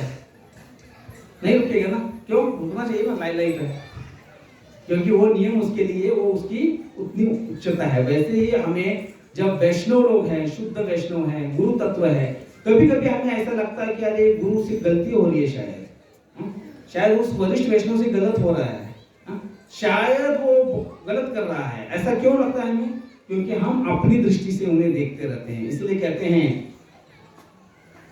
जार चित्ते कृष्ण प्रेम करिया उदय, तार वाक्य क्रिया मुद्रा कितने न भूजय। जिस व्यक्ति के हृदय में कृष्ण प्रेम जागृत हुआ है, वो क्या बोलता है, क्या कार्य करता है, वो अच्छे अच्छे ज्ञानी लोगों को भी समझ में नहीं आता हमारी क्या बात है। इसलिए हमें कभी भी किसी को भी जज नहीं करना चाहिए। तो ये एक अंडरस्टैंडिंग है हमें मिलती है। फिर नित्यानंद प्रभु बलरामे गलेर माला लई पहनर गलेर अपनार। अब इतने में वो शांत नहीं रहे, उन्होंने बलराम जी की गले की माला निकाली और खुद पहन ली और फिर घूमने लगे। यहाँ हुआ तो ये माला जो है उसका भी एक बहुत अच्छी बात है। देखिए, जब व्यास आसन पे यहाँ पे बैठते हैं तो आपके गले में ये पुष्प माला डाली जाती है। क्यों डाली जाती है? आप बहुत सम्मानीय व्यक्ति इसीलिए क्यों डालते हैं व्यास माला? व्यास जी को ये माला क्यों अर्पण करते हैं? बोलिए। नहीं मालूम? इतने सालों से देख रहे हैं। ये माला लाने का उद्देश्य क्या है? किसका सम्मान है ये? हाँ? तो यहाँ पे आचार्य बताते हैं कि उन्होंने माला क्यों पहनी। नित्यानंद प्रभु एक गुरु तत्व है, वो क्या दर्शा रहे हैं कि हमें हमेशा भगवान का उच्चिष्ट ग्रहण करना चाहिए। बलराम जी की गले की माला उन्होंने पहनी है। भगवत की चरणों को स्पर्श करके जो माला आती है उसको हमें प्रसाद रूप में स्वीकार करना चाहिए। अगर मुझे लगता है कि ये माला मेरे लिए है, मुझे पहना गई है क्योंकि मैं कोई विशेष व्यक्ति हो, तो वो आपके हृदय में अहंकार निर्माण करेगा। लेकिन मैं जब व्यास आसन पे बैठता हूँ और ये माला मुझे पहनाई जाती है और मैं सोचता हूँ कि ये माला भगवान का प्रसाद है, this are the blessings from the lord Krishna, और अब मैं जो कुछ बोलूंगा वो इस माला की शक्ति की वजह से बोलूंगा। मेरे मुख से जो भी बाहर बातें आएंगी, सही समय पे सही वाक्य जो आएंगे, वो मेरी गुणवत्ता नहीं है, तो सिर्फ प्रभु की कृपा से होने वाला है। और इसीलिए मैं इसको अपने सर से लगा के इसको धारण करता हूँ, क्योंकि मुझ में बोलने की क्षमता नहीं है। हाँ, मुखम करोति वाचालम पंगुलंघयते गिरम। तो किसकी शक्ति से यह हो रहा है? प्रभु की शक्ति से। और इसीलिए यह माला मुझे वो शक्ति देती है। ये भाव अगर हो तो वो भाव सही है। तो इस भाव में इसे धारण करना हमें सीखना चाहिए। आगे बोलते हैं, माला परी चले न गजेंद्र गमने, परिहारी उठाइया चैतन्य मने मने। तो माला पहन के वो कैसे चलने लगे? हाथी की तरह। हाथी को देखा है चलते हुए किसी ने? हाथी की तुलना जो है, गज की तुलना बड़े लोगों से करते हैं। कृष्ण के बारे में कहते हैं कि गज समान चलते हैं, क्योंकि जब हाथी चलता है ना तो बहुत डोलदार चलता है, ऐसे रहता है पूरा सिर। और जब चलता है तो उसकी माला ऐसे ऐसे चलता है ना, पूरा उसका सिर ऐसे हिलता रहता है, एकदम शानदार चलता रहता है। लेकिन जब हाथी चलता है तब गांव में आता है, अभी गांव में आती नहीं हाथी, तो पहले क्या होता था, गांव में जब हाथी आता था तो सब घर की स्त्रियां बाहर आती थी, हाथी की आरती उतारती थी, है ना। हाथी को मालाएं पहनाई जाती थी, उसको ईख खाने को दिया जाता था। परेशान कौन होता है हाथी आने के बाद? कौन होता है? कुत्ते परेशान होते हैं। हाथी चला बीच बाजार, कुत्ते भौंके हजार। क्यों ऐसा होता है? क्योंकि वो कुत्ता सोचता है कि मैं जब जाता हूं तो मुझे पत्थर मारते हैं, और ये जो चल रहा है तो इसका सम्मान हो रहा है। वैसे ही जब कोई प्रभावी प्रतिभा चलती है तो कुत्ते भौंकने वाले भौंकते रहेंगे। हमें अपना पाथ नहीं छोड़ना है। हम जैसे चल रहे हैं, हमें विश्वास होना चाहिए कि मैं सही पाथ पे हूँ और सही तरीके से मैं जा रहा हूँ। इसीलिए गज हाथ के समान। ये अवधूतेर मनुष्य शक्ति नाही, बलराम स्पर्शे की आरी ने देहधारी। तो ये जो चौकीदार था, जो 7-8 फुट पीछे फेंका था, वो सोच रहा है कि ये जो अवधूत है इसमें कोई शक्ति, अद्भुत शक्ति है, इसने इसके अंदर कोई बहुत ही विशेष अवशेष है, कुछ तो बात है इसमें। क्योंकि जिसने बलराम जी को स्पर्श किया है वो अब तक देह कैसे धारण कर सकता है? क्योंकि बलराम जी क्रोधावेश है, हमने देखा। राजापुर में अगर आप जाएंगे, मायापुर में हमारा राजापुर में मंदिर है कृष्ण बलराम जी का, तो ये बलराम जी हैं। एक सच्ची घटना है, एक मुस्लिम व्यक्ति था, वो मंदिर में गया, और मंदिर में जाने के बाद उसको प्रसाद दिया भक्तों ने। अब ये लोग हमेशा क्या करते हैं, प्रसाद ग्रहण तो करते नहीं है, इसने फेंक दिया प्रसाद। दूसरे दिन, उसी दिन मतलब रात को बलराम जी गए, सच्ची घटना है, वो बताता है, और उसकी छाती पे बैठे और उसको पंच पे पंच मारने लगे। मेरे भाई का प्रसाद फेंकता है, तेरी इतनी हिम्मत? और जगन्नाथ जी कह रहे हैं मार मार मार उसको और मार, हम प्रसाद का अपमान करते हैं, मार उसे मार मार। और सुभद्रा मैया कह रहे अरे दोनों भाई उसको मार डालोगे क्या, बस करो अभी, बस करो, छोड़ो छोड़ो। हाँ, दूसरे दिन ये सुबह उठा और दौड़ता हुआ आया, पुजारी बोलो प्रसाद दीजिए। अरे कल तो दिया था। नहीं नहीं वो मैंने गलती से फेंक दिया। फिर आप क्यों मांग रहे हो? अब क्या बताऊं, ये जो है ना ये सफेद वाला, इसने बहुत पीटा मुझे, ये देखो, और उसके सही में गाल सूजे हुए थे। हाँ, इतना मारा है मुझे। और वो जो काला है ना काला, वो कह रहा था उसको मार और मार, बहुत मार। लेकिन वो बीच वाली ना बहुत अच्छी है। वो कौन है? उसने कहा अरे बस करो बस करो, उसने बचा लिया मुझे। तो ये अद्भुत लीलाएं घटती रहती हैं। एक बार एक बच्चे ने क्या किया, बलराम जी के सामने का जो भोग का लड्डू था वो उठा लिया और दूसरे सेकंड में वो 12 फुट पीछे पड़ा हुआ था जाके।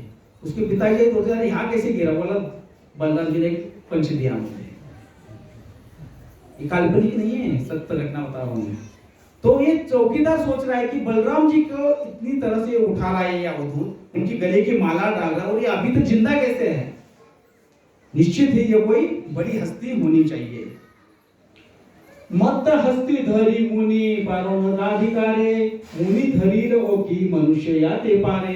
तो वो बोल रहा है कि मैं जो पागल हत्ती है उसको भी रोक सकता हूं, इतनी मुझ में शक्ति है। तो जगन्नाथ जी के आप पंडे देखेंगे ना तो ऐसे बॉडी बिल्डर है, और इतना बॉडी बिल्डर मैं हूं, इतनी मेरे में शक्ति है, और इन्होंने सिर्फ ऐसे किया और मैं 7-8 फीट पीछे फेंक दिया गया, इसमें कोई तो विशेष बात है। तो ऐसा वो सोच रहा था। और फिर वो बोलने लगा हे न मुनि हस्ते धर करिया धारी, इतने न पाइया हय कय ओटा वे पाधरी। वो कह रहा है कि मैं मदमस्त हाथी को भी रोक सकता हूं, लेकिन इसके अंदर ऐसा क्या विशेष है? तो यहाँ पे फिर यहाँ पे जो अभी वृंदावन दास ठाकुर जी एक बात कह रहे, देखिए, यही मत चिंते परिहारी महाशय, नित्यानंद देखिला करे न विनय। तो यहाँ पे उन्होंने एक शब्द इस्तेमाल किया, क्या? महाशय। अब तक उन्होंने पारिहारी बोल रहे थे उनको, या प्रतिहारी बोल रहे थे, महाशय क्यों बोल रहे हैं अभी वो? आप उनको कह रहे हैं रिस्पेक्टेबल, यू आर रिस्पेक्टेबल। क्यों? क्योंकि उन्होंने नित्यानंद प्रभु को पहचान लिया कि ये कौन है, और मन में वो चिंतन कराया कि मुझे इनसे माफी मांगनी चाहिए। और जिस क्षण उसके मन में ऐसा आया कि मुझे माफ करो, उस क्षण क्या होता है? नित्यानंद स्वरूप स्वभाव बाल भावे, आलिंगन करे न परम अनुरागे। तो नित्यानंद प्रभु का स्वभाव कैसा है? बालक के समान है, इनोसेंट है, निरागस है। जैसे ही उस व्यक्ति के हृदय में भाव आया, क्या भाव आया? कि ये मेरे नित्यानंद प्रभु है, मुझसे अपराध हुआ है, नित्यानंद प्रभु ने उसको उठाया और आलिंगन कर लिया। तो इस तरह से यहाँ पे नित्यानंद प्रभु ने उनको आलिंगन किया है और कृष्ण प्रेम प्रदान किया है। इसीलिए उनको कहते हैं पतित पावन हेतु तव अवतार, मौसम पतित प्रभु न पाई बेहार। तो एक प्रार्थना है, क्या प्रार्थना है? पतित पावन हेतु तव अवतार, मौसम पतित प्रभु न पाइबे आर। लेकिन हमें अब तक कृपा क्यों नहीं मिली? अगर नित्यानंद प्रभु गौरांग प्रभु पतित पावन है ना? हमारे हृदय में कृष्ण प्रेम उदित हुआ क्या? अच्छा, किस किस के हुआ है? हाथ ऊपर करो। भगवान श्री कृष्ण के प्रति हृदय में प्रेम कितने जनों के यहाँ पे उपस्थित हुआ है? अरे वाह, सब गोलों को ऐसे दिख रहे पीछे। तो भगवान के लिए समर्पित 100% जिसके हृदय में शरणागति है, उसके हृदय में ही कृष्ण प्रेम है। कैसे है? बहुत बार है ना, हम कृष्ण प्रेम को बहुत सस्ते में ले लेते हैं। हमारे हृदय में देखा जाए तो अभी तक कृष्ण प्रेम प्रकट हुआ ही नहीं है। अगर कृष्ण प्रेम प्रकट हो तो उसके लक्षण क्या है? चैतन्य रसे निमग्न नित्यानंद महाधीर, परम उधाम एक स्थाने नाहि स्थिर। है ये 5 गुण जो हमने बिल्कुल शुरुआत की चर्चा की थी।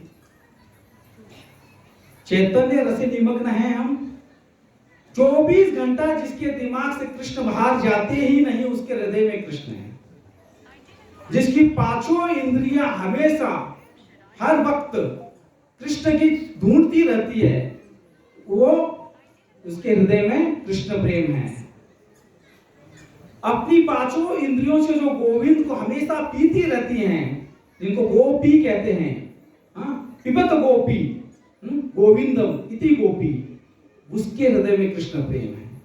जो सदैव कृष्ण नाम का जप किए बिना रह नहीं सकता, उसके हृदय में कृष्ण प्रेम है। जो सब लोगों को ब्रह्मभूत प्रसन्न आत्मा न सोचती न कांक्षति सब सर्वेषु भूतेषु मदन भक्ति लभते परम, जिसके हृदय में एक चींटी को देख के भी वही भाव आता है जो वो अपने पति को देख के आता है, अपनी पत्नी को देख के आता है, उसके हृदय में कृष्ण प्रेम है। जिसका हृदय हमेशा कृष्ण का गान कर रहा है, जिसका हृदय जन जन के हृदय में कृष्ण के दर्शन कर रहा है, जिसका हृदय केवल मनुष्य नहीं तो पशु पक्षी प्राणी लता बेली फूलों में भी कृष्ण को देख रहा है। इतना ही नहीं, चेतन नहीं तो जड़ व्यक्ति में भी, इस माइक में भी देख रहा है, लैपटॉप में भी कृष्ण को देख रहा है, उसके हृदय में कृष्ण है। तो कृष्ण प्रेम जो है इतनी सहजता से उपलब्ध नहीं होता। आधो श्रद्धा, प्रथम श्रद्धा आती है, तथा साधु संग, फिर साधु संग आता है। तो ये 8 स्टेप्स है। तो कृष्ण प्रेम पाने के लिए बहुत मेहनत करनी पड़ती है। और हमें अगर कृपा नहीं मिली तो क्यों नहीं मिली? क्योंकि नित्यानंद प्रभु कैसे हैं देखिए, उनकी आंखें हमेशा ऐसी रहती है। पतित, पतित मतलब जो गिरा हुआ है। जब तक हमारे हृदय में ये भावना नहीं आती कि मैं पतित हूं, तब तक नित्यानंद प्रभु की कृपा नहीं मिलेगी। इसीलिए भक्ति विनोद ठाकुर एक बहुत सुंदर बात कहते हैं। उन्होंने कहा कि नित्यानंद प्रभु ने कहा है, क्या करो आप? श्रद्धा लो। क्या चाहिए आपके पास? श्रद्धा चाहिए। अगर आप श्रद्धा लेते हैं तो आपको मिलेगा ये सब। तो उन्होंने क्या किया, एक नाम हट खोला सुरभि कुंज में, और बोले कि श्रद्धा का मूल्य है, ये मैं फ्री में देने वाला नहीं, कीमत तो देनी पड़ेगी। कौन सी श्रद्धा है? कौन सी कीमत है? श्रद्धा होनी चाहिए, आदो श्रद्धा।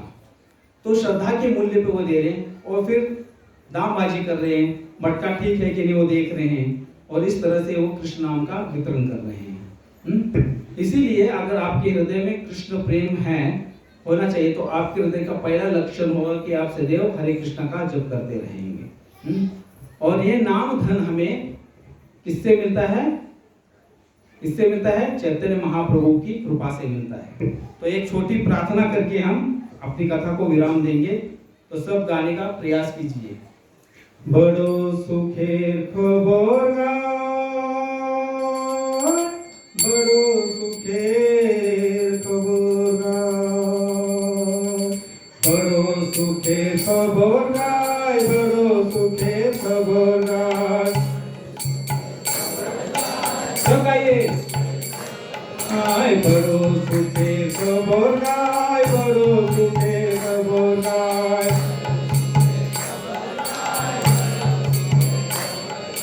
सुरभि कुंजे ते नामे हाथ फूले से,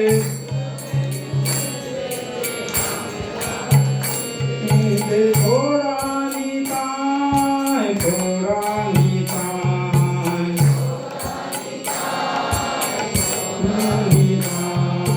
थोड़ा नीताय, थोड़ा नीताय।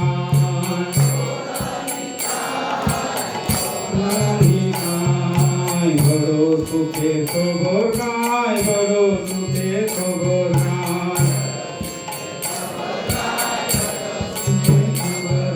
सुरभि कुंजे ते नामे हाथ फूले से,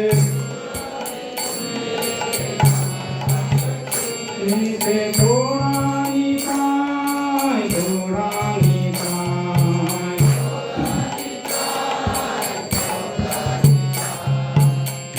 मुझ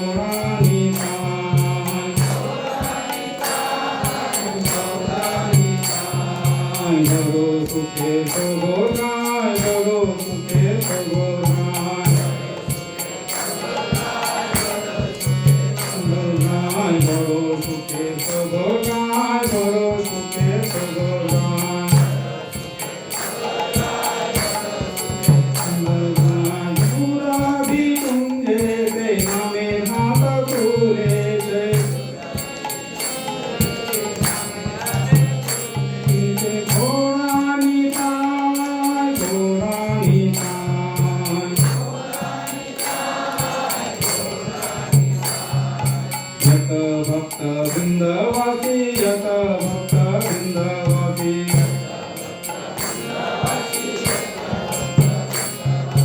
यत भक्त वृंदवासी यत भक्त वृंदवासी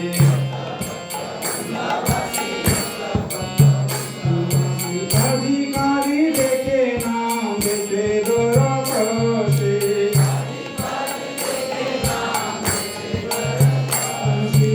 अधिकारी देखे नाम देखे दुराकाशे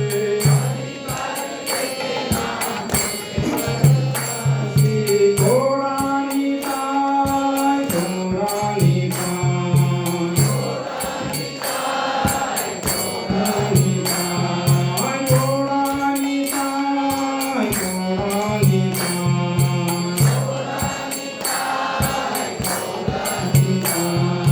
यदि नाम तुम्बे भाई यदि नाम तुम्बे भाई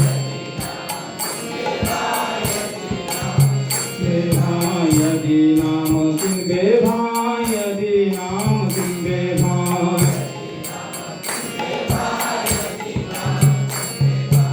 আমার সঙ্গে চলে মহাজনের কাছে পাই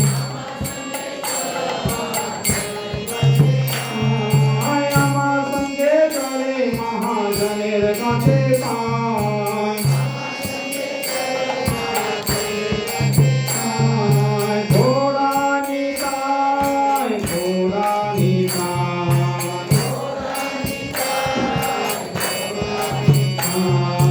ঘোড়া নিতাই ঘোড়া নিতাই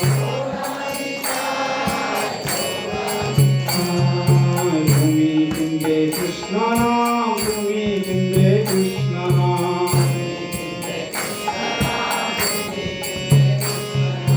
তুমি কিনবে কৃষ্ণ নাম তুমি কিনবে কৃষ্ণ নাম কস্তুরী গাইবে আমি পূর্ণ বেকাম কস্তুরী গাইবে আমি পূর্ণ বেকাম ঘোড়া নিতাই ঘোড়া নিতাই ঘোড়া নিতাই ঘোড়া নিতাই বড় দয়াল নিত্যানন্দ বড় দয়াল নিত্যানন্দ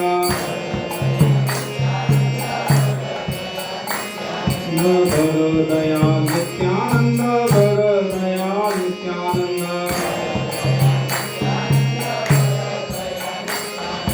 श्रद्धा मत करे दे परम आनंद श्रद्धा मत करे दे परम आनंद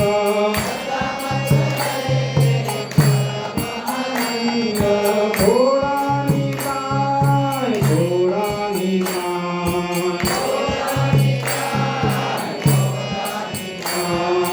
घोड़ा निताय घोड़ा निताय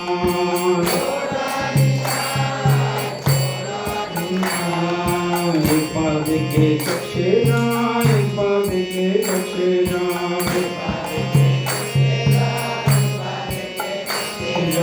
एक बार देखे चक्षे जाए एक बार देखे चक्षे जाए गौर बोले निताय देन सकल संसारा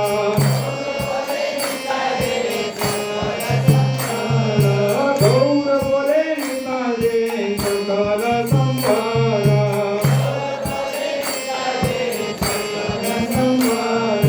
घोड़ा निताय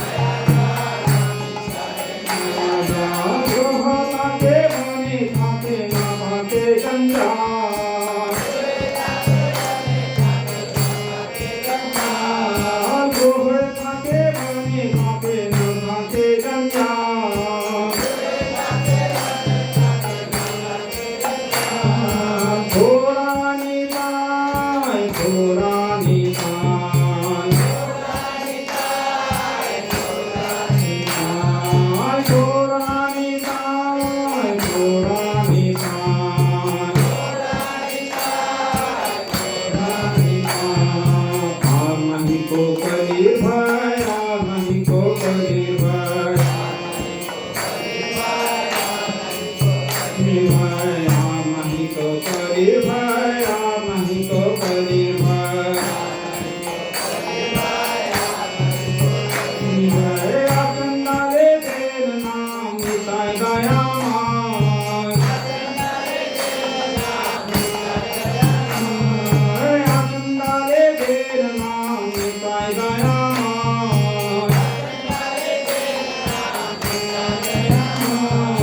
थोड़ा निताय, थोड़ा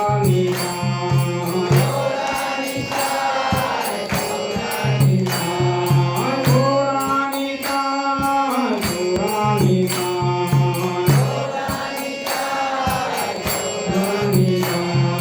भक्ति विनोदाति गाय, भक्ति विनोदाति गाय।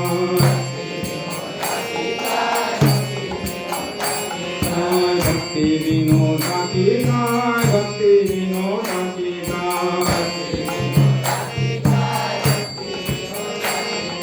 निताय चरण बिना आपका ही आश्रय।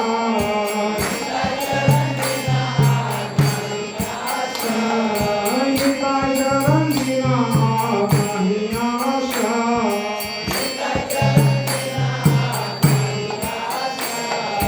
थोड़ा निताय, थोड़ा निताय। निताय थोड़ा निताय, थोड़ा निताय। थोड़ा निताय, स्वरूप के सबोराय, स्वरूप के सबोराय।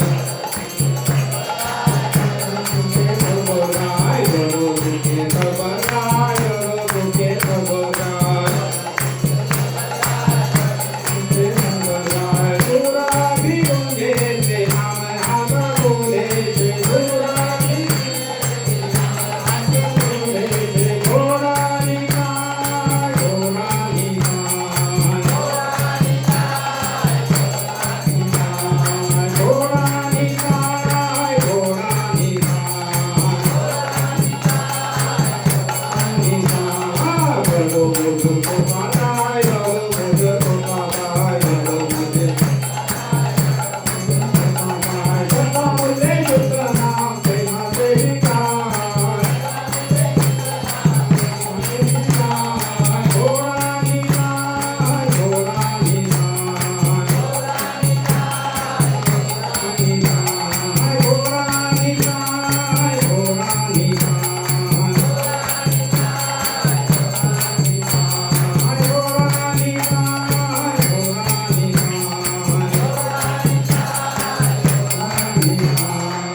थोड़ा निताय, थोड़ा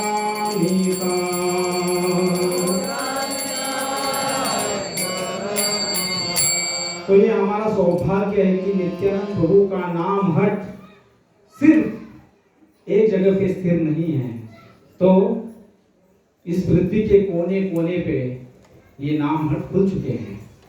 और हमारा परम भाग्य है कि सातारा में भी यहाँ पे हमें नाम हट का आश्रय मिला है। और नित्यानंद प्रभु जैसे हम चर्चा करें तो क्या देखते हैं, एक ही पात्रता देखते हैं कि वो कितना पतित है।